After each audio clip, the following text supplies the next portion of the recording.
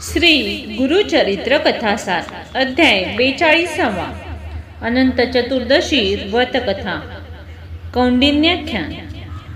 श्री गणेशाय नमः।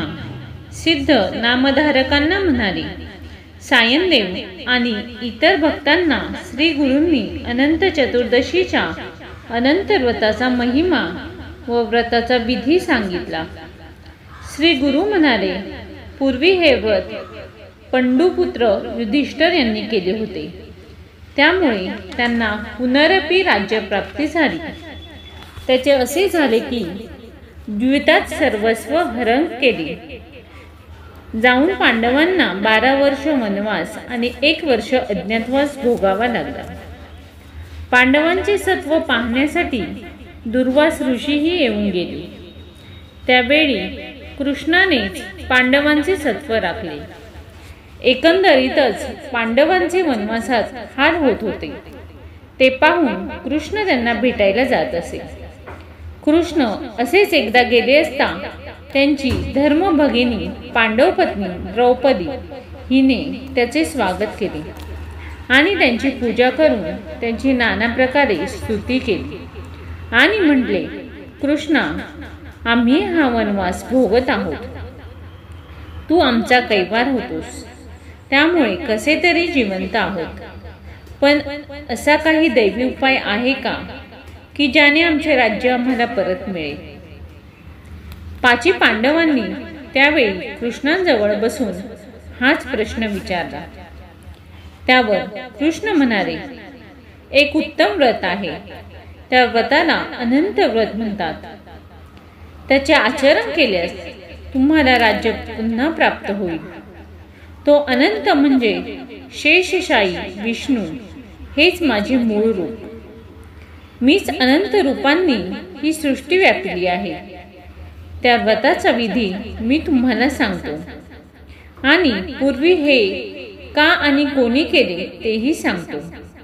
तेव्हा युधिष्ठिरांनी विनंती केली, कृष्णा, हे व्रत कोणत्या दिवशी करावे, कसे करावे ते आम्हाला सविस्तर सांगा। पूर्वी हे व्रत कोणी केले? कृष्ण म्हणाले, कृतयुगातील कथा आहे। सुमंतू नावाचे एक वसिष्ठ गोत्राचे ब्राह्मण होते। भृगु ऋषींची दीक्षा नावाची कन्या त्यांची भार्या होती। त्यांना सुशीला नावाची मुलगी झाली। दैववशात ती सुशीला लहान असतानाच दीक्षा मरण पावल्या। लहानगी सुशीला पित्याच्या घरी राहत असता तिने घर उत्तम प्रकारे व्यवस्थित सांभाळले होते। घरापुढे सुंदर रांगोळ्या काढणे, तोरण बांधणे, अंगण स्वच्छ ठेवणे, घरातील वस्तू स्वच्छ नीटनेटक्या ठेवणे, देवांची पूजा करणे अशी सर्व कामे ती करत असे। सुमंतूंनी पुन्हा लग्न केले व दुसरी स्त्री घरी आणली। ती सुशीलेची सावत्र माता। तिचा स्वभाव काष्ट होता। आता आपली कन्या सुशीला हिला उपवर झालेली पाहून सुमंतू तिचा विवाह लवकर झाला तर बरे होईल अशी चिंता करत होते। सावत्राई तिला त्रास देत असे आणि सुमंतूंनाही नित्याच्या तपसाधनेत उपद्रव देत असे। त्यांना त्याचे फार वाईट वाटे। एके दिवशी कौंडिन्य नावाचे तरुण तपस्वी त्यांच्या घरी आले। त्यांनी सुशीलेचा स्वभाव वागणूक आधी पाहिले व सुमंतूजवळ सुशीलेला मागणी घातली। तो जावई त्याला पसंत पडला। सुशीलेचा त्याने कौंडिन्याशी विवाह लावून दिला। पण जावई आणि मुलगी आपल्याच घरी राहतील तर लाडक्या कन्येचा सहवास आपल्यालाही मिळेल, म्हणून त्या सुमंतूंनी त्या दोघांना घरीच ठेवून घेतले। आषाढ आणि श्रावण असे 2 महिने गेले। जावयांना सासऱ्याच्या घरी राहण्यात विशेष रस नव्हता। 2 तपस्वी एका घरात नको असे त्यांना वाटे। त्यांनी निराळे घर करून राहायचे ठरवले। तेव्हा सुमंतूंनी तशी त्या दोघांना संमती दिली। जायचा दिवस आला तेव्हा सुमंतू आपल्या पत्नीला म्हणाले, अगं, आपली मुलगी आणि जावई जात आहेत, आज तू त्यांना जेवायला चांगलेसे काहीतरी कर। तेव्हा ती कर्कश स्त्री संतापली. तिने घरात एका खोलीत जाऊन दार लावून घेतली. तिने दाराला आतून कडी लावली, दगड आणून दाराला लावले. तिघांना फार आश्चर्य वाटले. पण सुमंतूंनी स्वयंपाकघरात जाऊन पाहिले. गव्हाचे थोडेसे पीठ होते.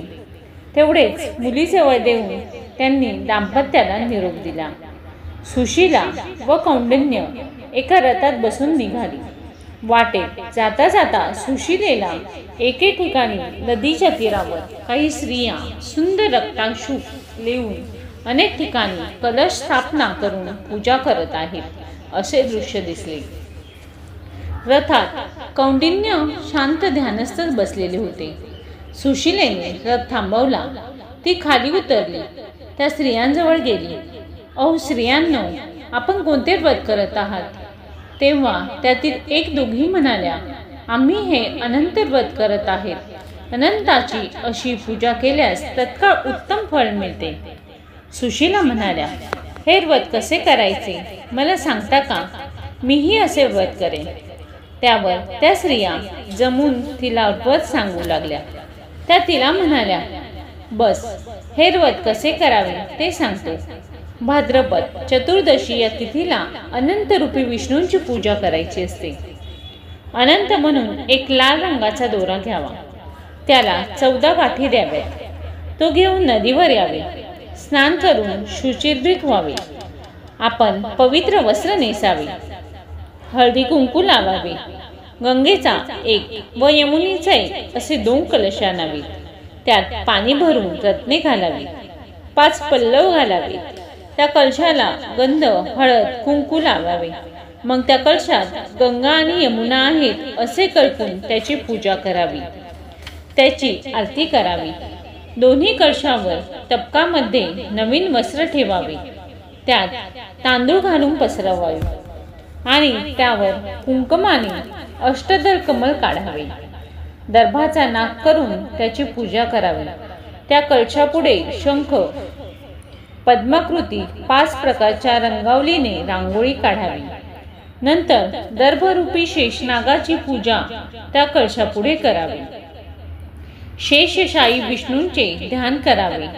7 फण्यांचा शेष अनंत नामे असून त्यासह ही विष्णूंची पूजा होईल.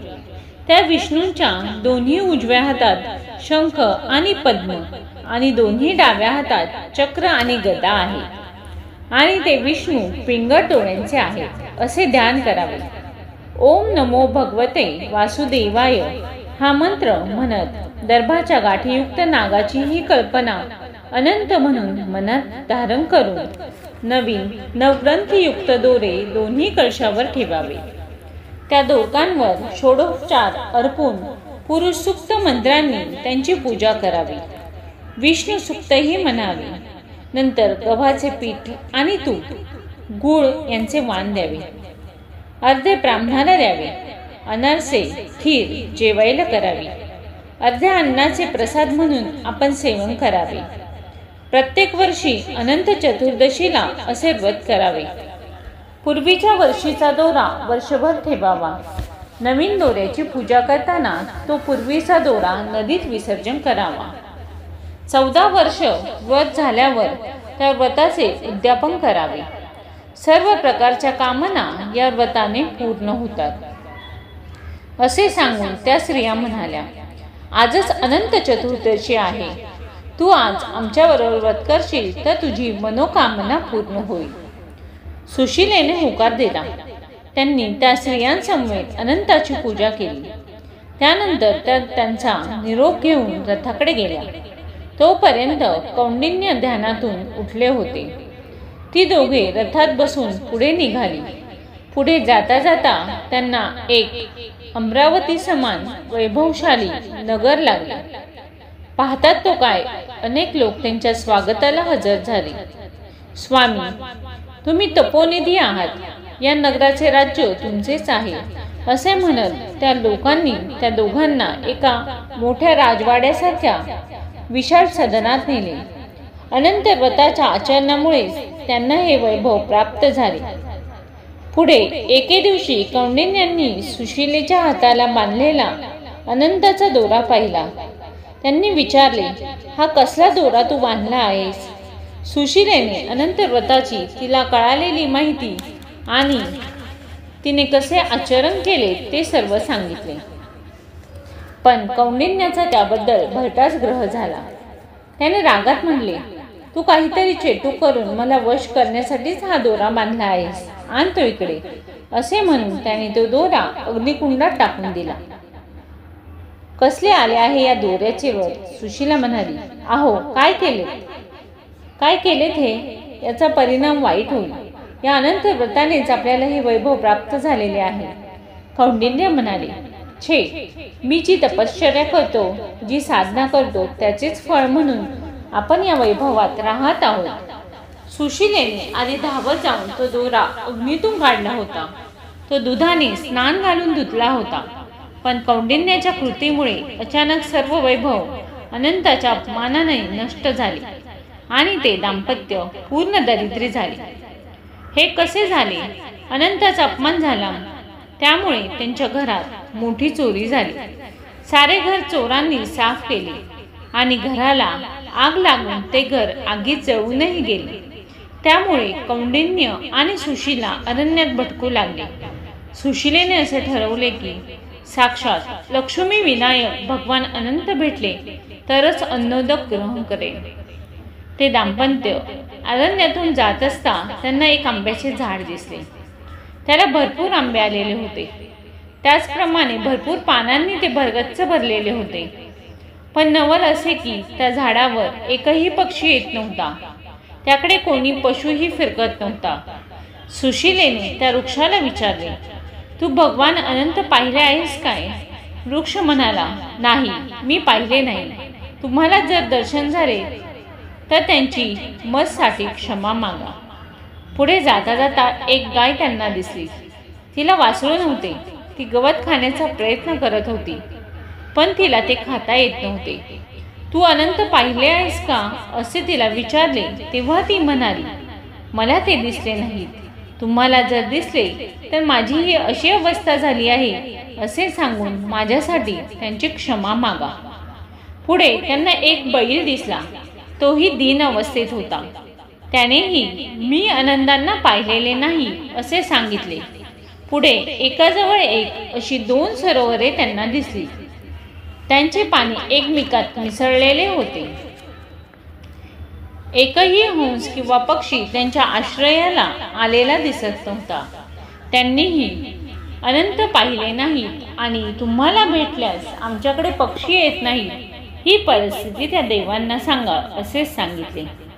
ते दाम्पत्य तसेच पुढे पुढे जात असता त्यांना एक गाढव आणि एक हत्ती दिसला. त्यांना कौंडिन्यांनी विचारले की आपण अनंत पाहिले आहेत काय? तेव्हा त्यांनी मौन धरले. तेव्हा कौंडिन्यांना फार वाईट वाटले. ते अनंताचा धावा करू लागले, शोक करू लागले आणि दुःखावेगाने धरणीवर पतन पावले. त्यावेळी वृद्ध ब्राह्मणाच्या वेशात अनंत देव तिथे आले आणि त्या ऋषींना उठवत म्हणाले, अरे तू का रडतोस? चल, मी तुला तुझ्या घरी नेतो. तू मुळीच शोक करू नकोस. असे म्हणून त्या वृद्धाने त्याला आणि सुशीलेला परत मागे आणले. कौंडिन्यांना आपले नगर जसे होते तसेच वैभवशाली दिसले. त्यांना वृद्ध नगरात घेऊन गेले आणि त्यांना रत्नखचित सिंहासनावर बसवले. तेथे विष्णूंनी स्वतःचे नीच रूप त्यांना दाखवले. तेव्हा कौंडिन्य आश्चर्याने आणि आनंदाने भक्तिभावाने विष्णूंची स्तुती करू लागले. त्या सवनात श्री अनंत विष्णू त्यावर प्रसन्न झाले आणि त्यांनी कौंडिन्यांना, तुम्ही धर्मशील व्हाल, तुमचे दारिद्र्य नष्ट होईल आणि तुम्ही शाश्वत वैकुंठ लोकात राहाल असे 3 वर दिले. कृष्ण म्हणाले, कौंडिन्यांना असे वर विष्णूंनी दिले तेव्हा त्यांनी देवांना आपण वाटेत पाहिलेले वृक्ष, धेनू, बैल, सरोवरे, गाढव, हत्ती यांची दीन अवस्था का झाली आणि त्यांची क्षमा मागितली आहे ती का असे विचारले. त्यावेळी विष्णूंनी त्यांना त्या प्रत्येकाचे स्वरूप समजावून सांगितले. ते म्हणाले, पूर्वी एक मोठे ज्ञानी विप्र होते. त्यांना वेदशास्त्राचे ज्ञान होते. तरी ते कोणालाही आपली विद्या शिकवत नसेत. त्यांच्या या उन्मत्तपणाने आणि गर्वाने ते वृक्षरूप झाली व कोणीही प्राणी त्यांच्या आश्रयात येईनासे झाली. ती गाय जी पाहिली तिने पूर्वजन्मी मानवाच्या जन्मात दान देण्याचा संकल्प करून एका ब्राह्मणाला पडीक नापीक जमीन दान केली. त्यामुळे ती भाकड गायीच्या जन्माला आली. चारा खाता येत नाही असा बैल जो तुम्ही पाहिला तो पूर्वी खूप श्रीमंत विप्र होता, पण त्याने कोणाला कधीही काहीही दान दिले नाही. 2 सरोवरे या 2 बहिणी होत्या. त्या इतर कोणालाच काहीही दान देत नसे. त्या एकमेकींनाच काय द्यायचे ते देत असे. त्यामुळे त्या सरोवराचे पाणी परस्परात मिसळते, पण कोणी पक्षी हंस इत्यादी तेथे येत नाही.